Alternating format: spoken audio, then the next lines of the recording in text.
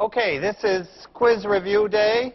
The quiz coming up on Wednesday will be, for this lecture, the quiz will be this hour, 1 o'clock, Wednesday in Walker, top floor of Walker. Closed book, all normal.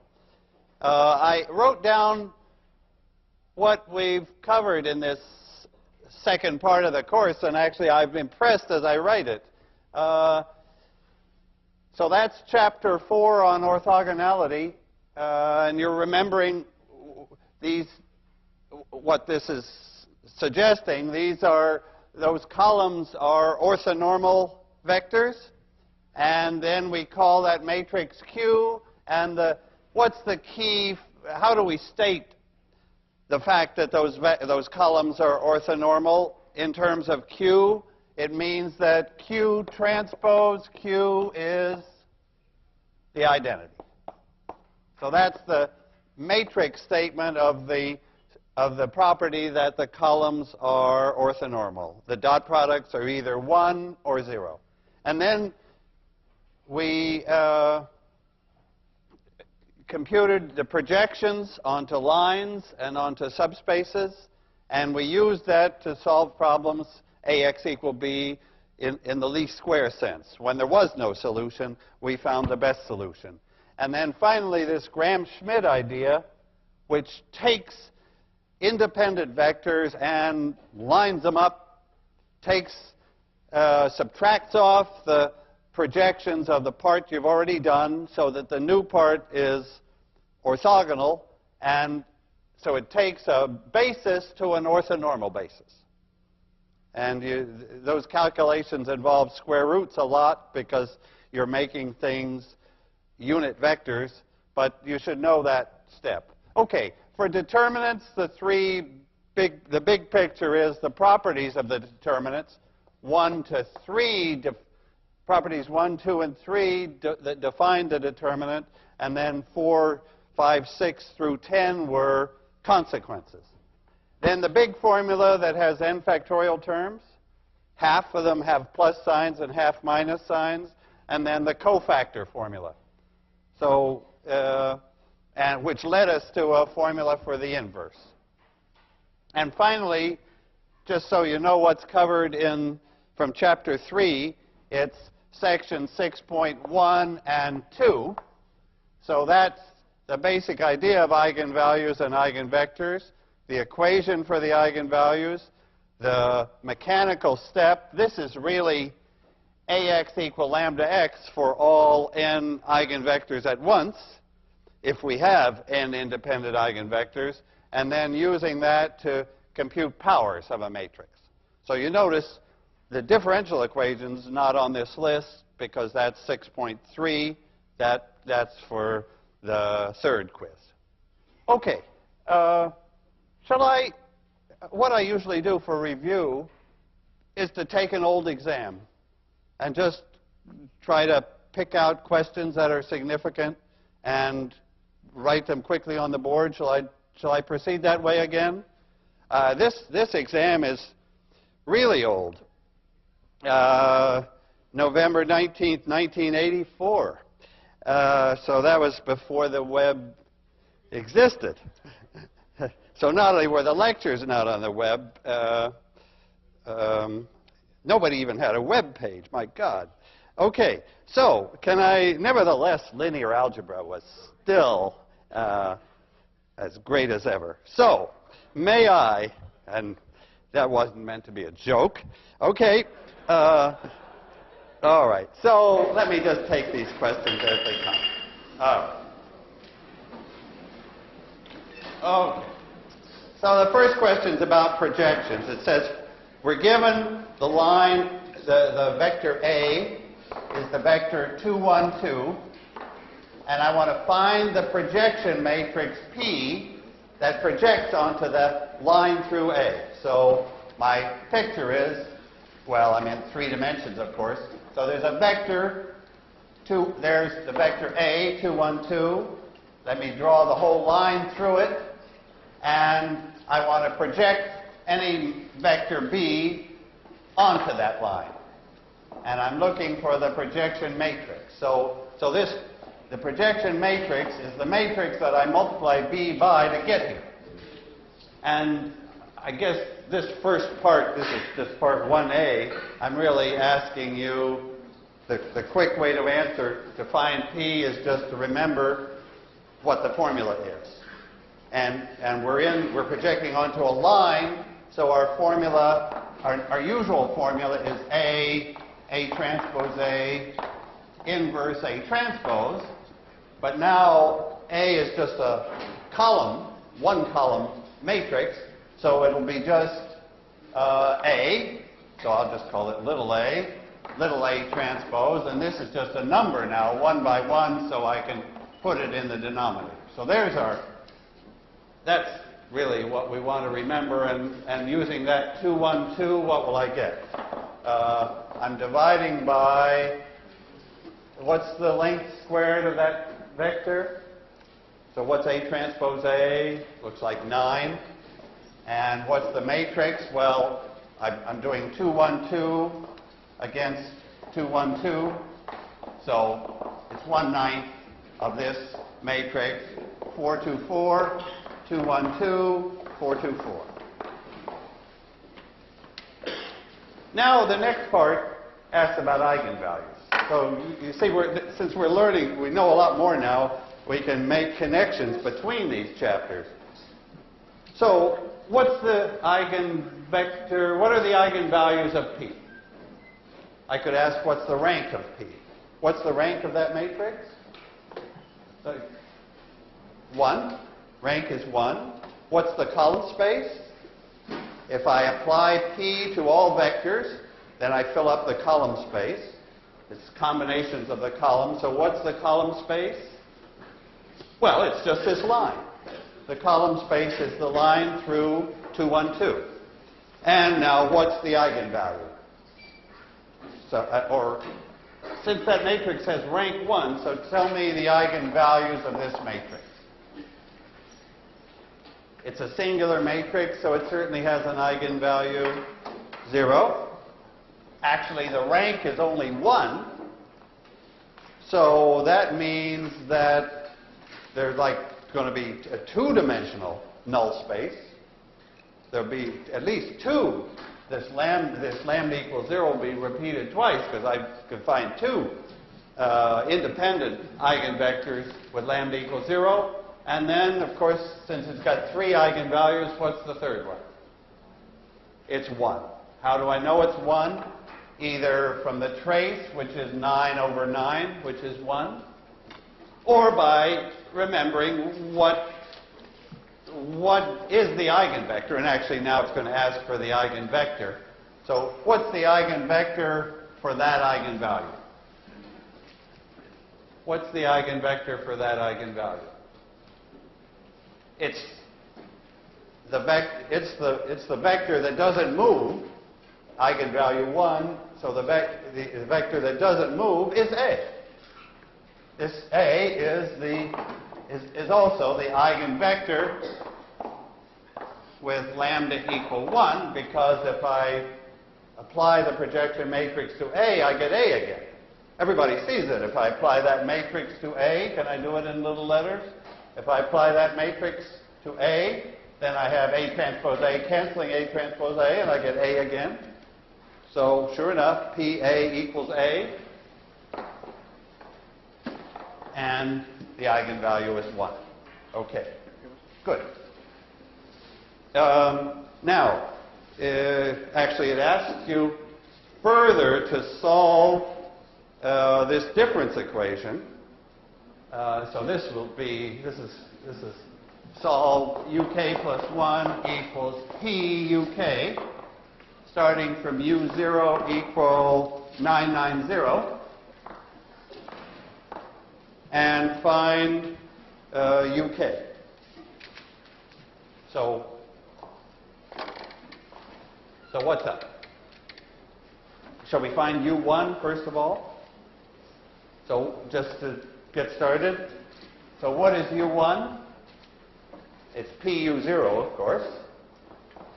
So if I do the projection of this vector onto the line, So this is like my vector B now that I'm projecting onto the line. I get A times A transpose U0 over A transpose A. Well, in one way or another, I just do this multiplication. But maybe this is the easiest way to do it. A transpose, can I remember what A is on this board? 2, 1, 2. So I'm projecting onto the line through there. This is the projection. It's P times the vector U0. So what do I have for A transpose U0? Looks like 18, looks like 27. And A transpose A we figured was 9, so it's 3A. So that this is the X hat, the multiple of A in our formulas. And of course that's 636. So that's U1 computed out directly. That's on the line through A, and it's the closest point to U0, and it's just PU0. Just straightforward multiplication produces that. Okay. Now, what's U2? Well, U2 is PU1, I agree. Do I need to compute that again? No, because once I'm already on the line through A, UK will be, I could do the projection K times, but it's enough just to do it once. It's the same. It's the same 636. So this is a case where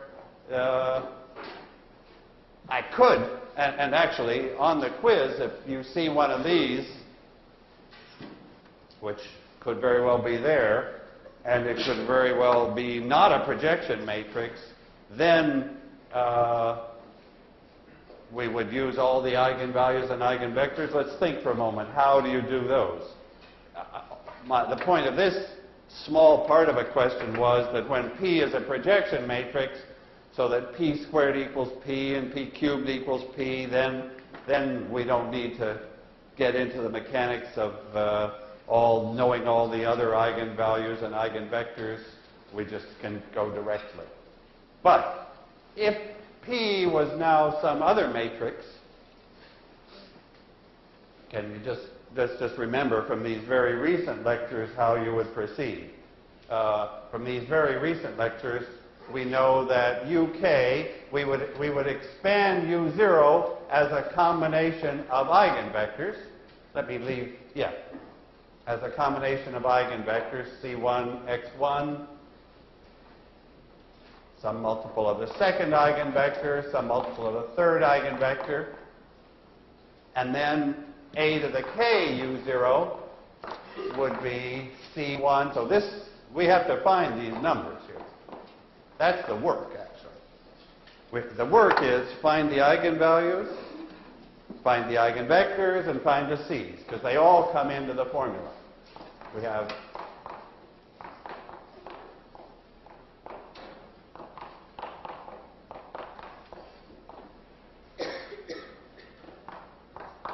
so to do this, you can see what you have to compute. You have to compute the eigenvalues, you have to compute the eigenvectors, and then to match U0, you compute the C's, and then you've got it. So it's just, that's a formula that shows what pieces we need. And what would actually happen in the case of this projection matrix? If this A is a projection matrix, then a couple of eigenvalues are 0. That's why. We just throw those away. The other eigenvalue is a 1, so that we got the same thing every time, C3x3. From the first time, second time, third, all iterations left us with this constant, left us right here at 636. But maybe I'm taking this chance to remind you of what to do for other matrices. Okay, so that's partway through. Okay, the next question in 1984 is fitting a straight line to point, and actually a straight line through the origin. A straight line through the origin. So can I go to question 2? So this is fitting a straight line to these points. I'll just give you the points. At t equal 1, the y is 4. At t equal to 2, y is 5. At t equal to 3, y is 8.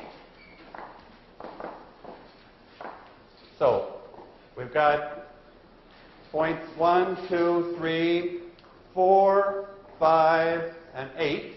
And I'm trying to fit a straight line through the origin to these 3 values.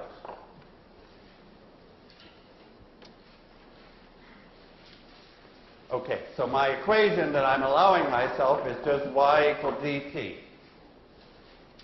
So I have only one unknown, one degree of freedom, one parameter d. So I'm expecting to end up my matrix. So when I try to fit a straight line that goes through the origin, that's because it goes through the origin, I've lost the constant c here. So I have just should be a quick calculation. I can write down the 3 equations I'd like to solve if the line went through the point. That's a good start, because that displays the matrix. So can I continue that problem? We would like to solve, so y is dt. So I'd like to solve d times 1 times d equals 4, 2 times d equals 5, and 3 times d equals 8. That would be perfection. If I could find such a d, then the line y equals dt would satisfy all 3 equations, would go through all 3 points, but it doesn't exist. So I have to solve this so that my matrix is now, you can see my matrix, it just has one column multiplying a scalar d, and you can see the right-hand side. This is my ax equal b. I don't need 3 equal signs now because I've got vectors. Okay. There's ax equal b, and you take it from there. The best x will come from, so what's the key equation? So here, this is the ax hat equal b equation. Well, ax equal b. And what's the equation for x hat? The best d. So to find the best d, the best x, the equation is A transpose A, the best d, is A transpose times the right-hand side.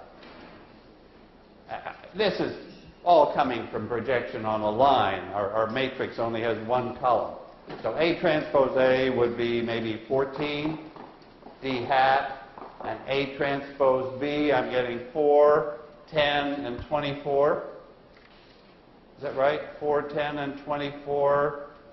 So 38. So that tells me the best d hat is 38 over 14. Okay. Fine. All right. So we found the best line, and now here's the next question. What vector did I just project onto what line? See, in this section on least squares, here's the key point. I'm asking you to think of the least squares problem in 2 ways. 2 different pictures, 2 different graphs. One graph is this. This is a graph in the TB plane, TY plane, the line itself. The other picture I'm asking you to think of is like my projection picture. What projection, what vector am I projecting onto what line or what subspace when I do this? So my second picture is a projection picture that sees the whole thing with vectors. Here's my vector, of course, that I'm projecting. I'm projecting that vector B onto the column space of A. Or if you like, it's just a line onto, that's the line. It's just a line, of course. That's what this calculation is doing. This is computing the best D, which is, this is the x hat. So seeing it as a projection means I don't see the projection in this figure, right? In this figure, I'm not projecting those points onto that line or anything of the sort. The projection picture for least squares is in the plane, in the space where B lies, the whole vector B, and the columns of A.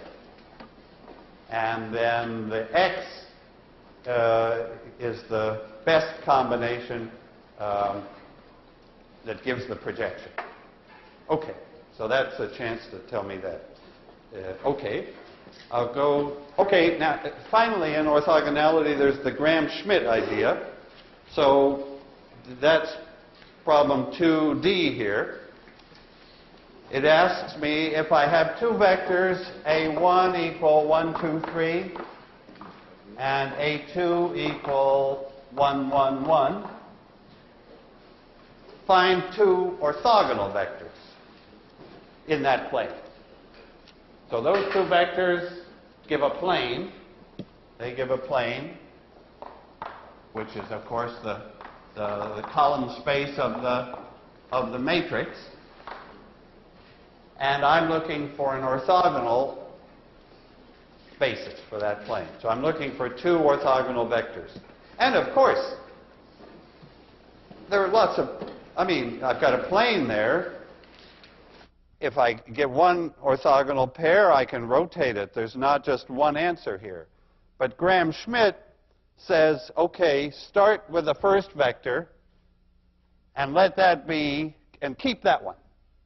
And then take the second one orthogonal to this. So Graham-Schmidt says, start with this one, and then make a second vector B. Can I call that second vector B? This is going to be orthogonal to, so perpendicular to A1. If I can, with my chalk, create the key equation. This vector B is going to be this 1, 1, 1. But that 1, 1, 1, 1, 1 is not perpendicular to A1, so I have to subtract off its projection. I have to subtract off the B, the B transpose, yeah, I should say the A1 transpose B over A1 transpose A1. That multiple of A1, I've got to remove. So I just have to compute what that is, and I get a vector B that's orthogonal to A1. It's the original vector minus its projection. Oh, so what is? I mean this to be A2. Yeah. So I'm projecting A2 onto the line through A1. That's the part that I don't want, because that's in the direction I already have. So I subtract off that projection, and I get the part I want, the orthogonal part. Okay, so that's the Graham-Schmidt thing, and we can put numbers in. 1, 1, 1, take away A1 transpose A2 is 6. A1 transpose A1 is 14, multiplying A1. And that gives us the new orthogonal vector B. Because I only ask for orthogonal right now, I don't have to divide by the length, which will involve a square root. Okay. Third question. Third question. All right, I'll move this board up. Third question will probably be about eigenvalues. Okay, 3. This is a 4 by 4 matrix. Its eigenvalues are lambda 1, lambda 2, lambda 3, lambda 4. Question 1. What's the condition on the lambdas so that the matrix is invertible? Okay. So under what conditions on the lambdas will the matrix be invertible? So that's easy. Invertible if, what's the condition on the lambdas? None of them are 0. A 0 eigenvalue would mean something in the null space, would mean a solution to AX equals 0x, but we're invertible, so none of them is 0. The product, however you want to say, no 0 eigenvalues. Good. Okay, what's the determinant of A inverse? The determinant of A inverse. So where's that going to come from? Well, if we knew the eigenvalues of A inverse, we could multiply them together to find the determinant. And we do know the eigenvalues of A inverse. What are they? They're just 1 over lambda 1 times 1 over lambda 2. That's the second eigenvalue, the third eigenvalue, and the fourth. So the product of the 4 eigenvalues of the inverse will give us the determinant of the inverse. Fine. Okay. And what's the trace of A plus I?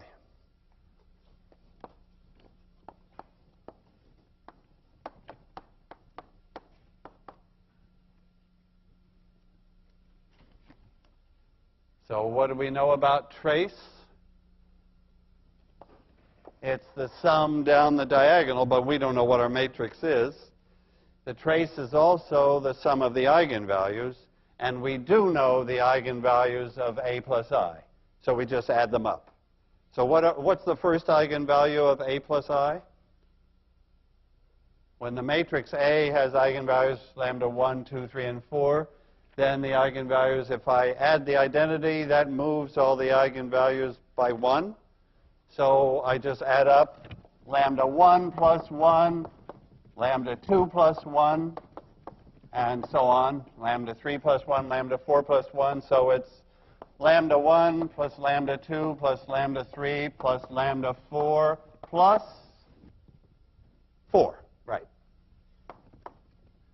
That movement by the identity moved all the eigenvalues by 1, so it moved the whole trace by 4. So it was the trace of A plus 4 more. Okay.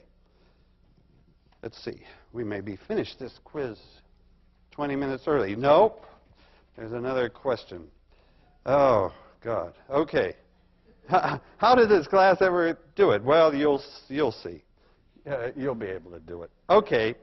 This has got to be a determinant question. All right. More determinants and cofactors and big formula question. Okay.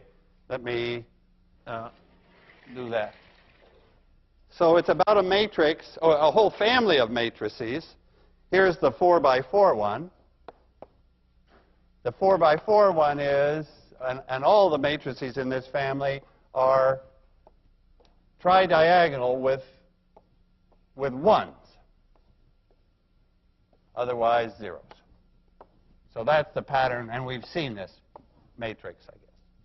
Okay, so it's tridiagonal with ones on the diagonal, ones above and ones below, and you see the general formula AN. So I'll use DN for the determinant of AN. Okay. All right, so I'm going to do the first question is, use cofactors to show that dn is something times dn minus 1 plus something times dn minus 2, and find those somethings. Okay. So the fact that it's tridiagonal with these constant diagonals means that there is such a recurrence formula. And so the first question is, find it. Well, what's the recurrence formula? Okay, how does it go? So I'll use cofactors along the first row. So I take that number times its cofactor. So it's 1 times its cofactor. And what is its cofactor? dn minus 1. Right, exactly. The cofactor is this guy uses up row 1 and column 1. So the cofactor is down here. So it's one of those. Okay, that's the first cofactor term. Now the other cofactor term is this guy, which uses up row 1 and column 2. And what's surprising about that? When you use row 1 and column 2, that brings in a minus. There'll be a minus because the cofactor is this determinant times minus 1. The 1, 2 cofactor is that determinant with its sign changed. Okay, so I have to look at that determinant, and I have to remember in my head a sign is going to get changed. Okay, now how do I do that determinant? How do I make that one clear? The neat way to do is, here I see, I'll use cofactors down the first column. Because the first column is all zeros except for that 1. So this 1 is now, and what's its cofactor? Within this 3 by 3, its cofactor will be 2 by 2. And what is it? It's this, right? So that part is all gone. So I'm taking that times its cofactor, then 0 times whatever its cofactor is. So it's really just 1 times, and what's this in the general n by n case? It's dn minus 2. But now, so is this a plus or a sign or a minus sign? It's just a 1 because there's a 1 from there and a 1 from there. And is it a plus or a minus? It's minus, I guess, because it was a minus the first time, and then the second time it's a plus, so it's overall it's a minus. So there's my A and B were 1 and minus 1, those constants. That's the recurrence. Okay. And then it asks you to solve this thing first by writing it as a system. So now I'd like to know the solution. I better know how it starts, right? It starts with D1. What was D1? That's just a 1 by 1 case. So D1 is 1. And what is D2? Just to get us started. And then this would give us D3, D4, and forever. D2 is this 2 by 2 that I'm seeing here. And that determinant is obviously 0. So those little ones will start the recurrence, and then we take off. And then the idea is to write this recurrence as a dn minus 1 is some matrix times the one before, the dn minus 1,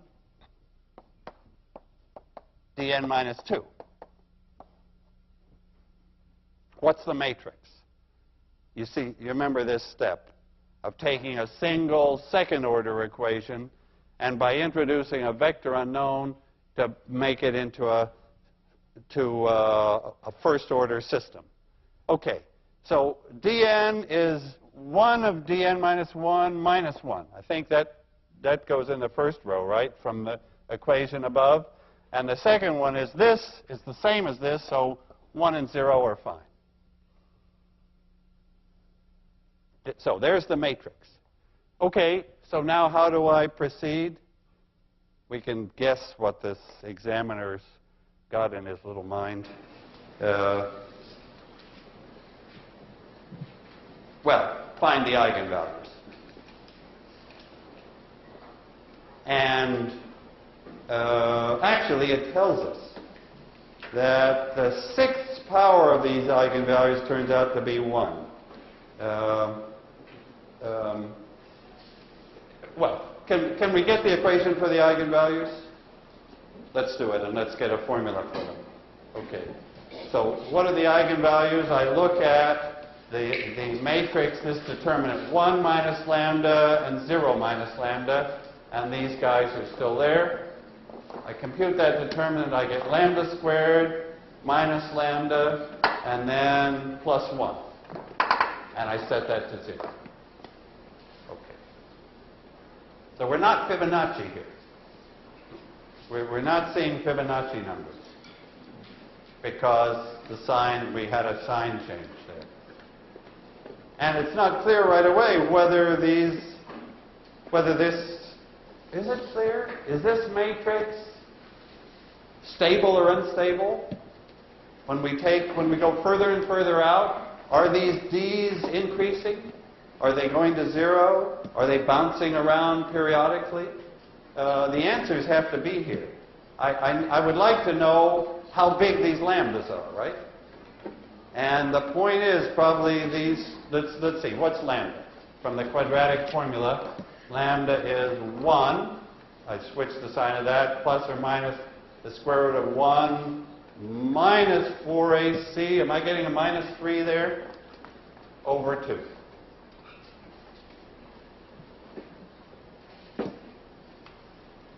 What's up? They're complex. The eigenvalues are 1 plus square root of 3 I over 2 and 1 minus square root of 3 I over 2. What's the magnitude of lambda?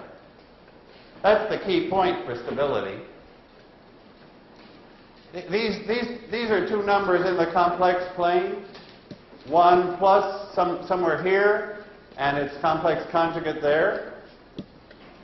I want to know how far from the origin are those numbers.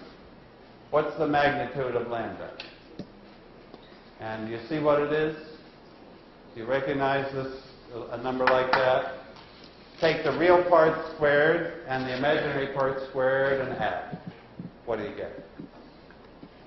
So the real part squared is 1/4. The imaginary part squared is 3/4. They add to 1. That's a number that's on the unit circle. That's an e to the I theta. That's a cos theta plus I sine theta. And what's theta? So this is like a complex number that's worth knowing. It's not totally obvious, but it's nice. I should see that as cos theta plus I sine theta, and the angle that would do that is 60 degrees, pi over 3. So that's to improve my picture. So that's e to the I pi over 6, e pi over 3. This number is e to the I pi over 3 and e to the minus I pi over 3.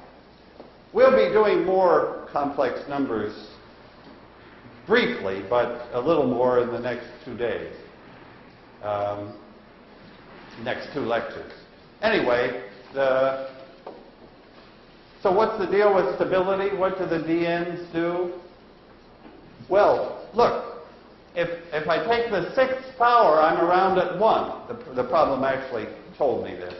The 6th power of those eigenvalues brings me around to 1. What does that tell you about the matrix, by the way?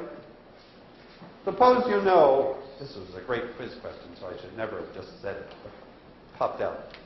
Suppose lambda 1 to the 6th and lambda 2 to the 6th are 1, which they are. What does that tell me about a matrix? About my matrix A here? Well, what matrix is connected with lambda 1 to the 6th and lambda 2 to the 6th? It's got to be the matrix A to the 6th. So what is A to the 6th for that matrix? It's got eigenvalues 1 and 1.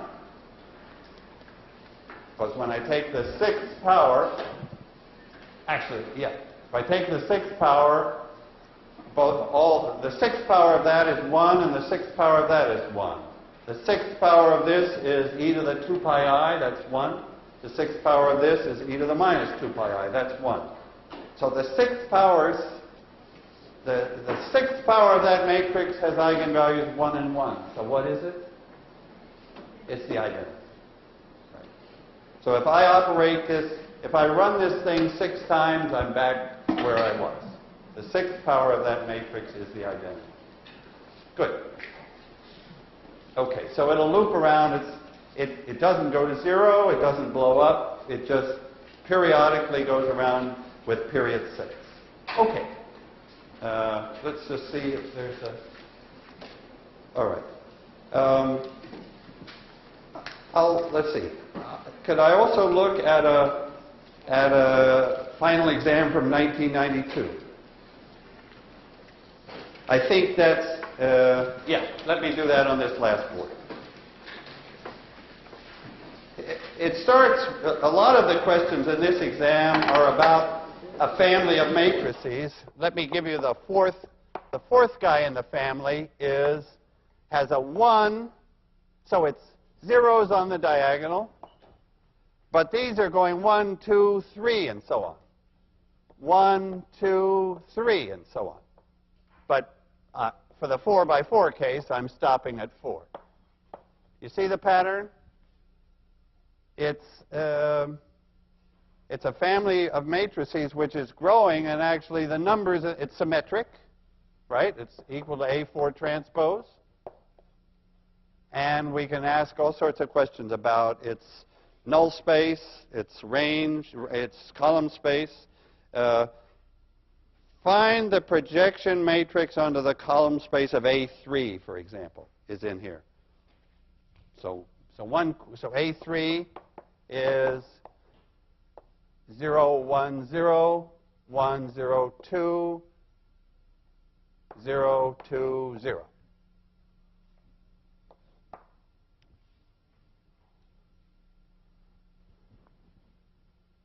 Okay, find the projection matrix onto the column space. By the way, is that matrix singular or invertible?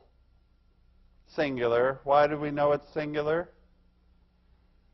I see that column 3 is a multiple of column 1, or we could take its determinant. So it's certainly singular. So the projection matrix will be 3 by 3, but it will project onto the column space. It'll project onto this plane, the column space of A3, and I guess I would find it from the formula A transpose A inverse. I guess I would do all this. There may be a better way. Perhaps, I could think there might be a slightly quicker way, but that would come out pretty fast. Okay, so that's be the projection matrix. Next question. Find the eigenvalues and eigenvectors of that matrix. Okay, there's a 3 by 3 matrix. Oh, yeah, so what are its eigenvalues and eigenvectors? We haven't done any 3 by 3s. Let's do one. I want to find, so how do I find eigenvalues? I take the determinant of A3 minus lambda I. So this is, you just have to, so I'm subtracting lambda from the diagonal, and I have a 1, 1, 0, 0, 2, 2 there, and I just have to find that determinant. Okay, since it's 3 by 3, I'll just go for it. This way gives me minus lambda cubed, and a 0, and a 0. Then in this direction, which has the minus sign, that's a 0, 4 lambdas, minus 4 lambdas, and minus another lambda, so that's minus 5 lambdas. But that direction goes with a minus sign, so I think it's plus 5 lambda. That looks like the determinant of A3 minus lambda I, so I set it to 0. So what are the eigenvalues? Well, lambda equals 0. Lambda factors out of this times minus lambda squared plus 4. So the eigenvalues are 5. Thanks. Thanks. So the eigenvalues are 0, square root of 5, and minus square root of 5. And I would never write down those 3 eigenvalues without checking the trace, to tell the truth. Because we did a bunch of calculations here, but then I can quickly add up the eigenvalues to get 0, add up the trace to get 0, and feel that well, I guess that wouldn't have caught my error if I made it, if that had been a 4, I wouldn't have noticed. The determinant isn't anything greatly useful here, right? Because the determinant is just 0. And so I never would know whether that 5 was right or wrong, but thanks for making it right. Okay. Question 2C, whoever wrote this, probably me, said, this is not difficult. I don't know why I put that in. It asks for the projection matrix onto the column space of A4. How could I have thought that wasn't difficult? It looks extremely difficult.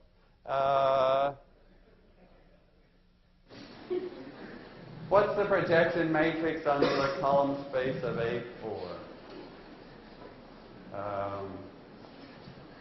I don't know whether this is not difficult. It's just like helpful or insulting. So what do you think?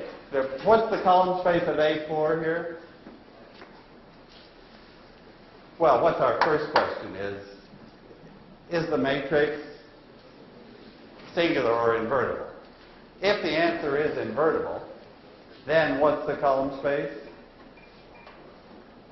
If this matrix A4 is invertible, so that's my guess. If this problem's easy, it has to be because this matrix is probably invertible, then its column space is R4. Good. The column space is the whole space, and the answer to this easy question is the projection matrix is the identity. It's the 4 by 4 identity matrix if this matrix is invertible. Shall we check invertibility? How would you find its determinant? Can we just take the determinant of that matrix? I could ask you how, so there are 24 terms. Do we want to write all 24 terms down? Not in the remaining 10 seconds. Better to use cofactors. So I go along row 1. I see 1. The only non-zero is this guy, so I should take that 1 times the cofactor.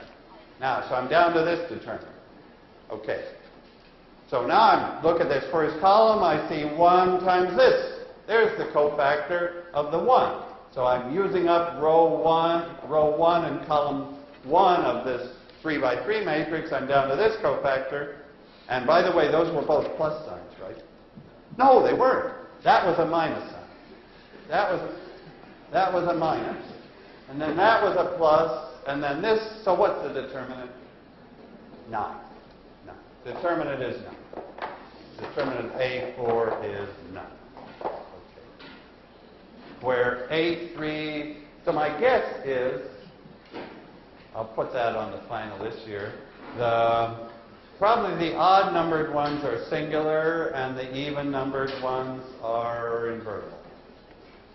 And I don't know what the determinants are, but I'm betting that they have some nice formula.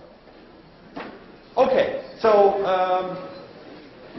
recitations this week will also be quiz review. And then the quiz is Wednesday at 1 o'clock. Thanks.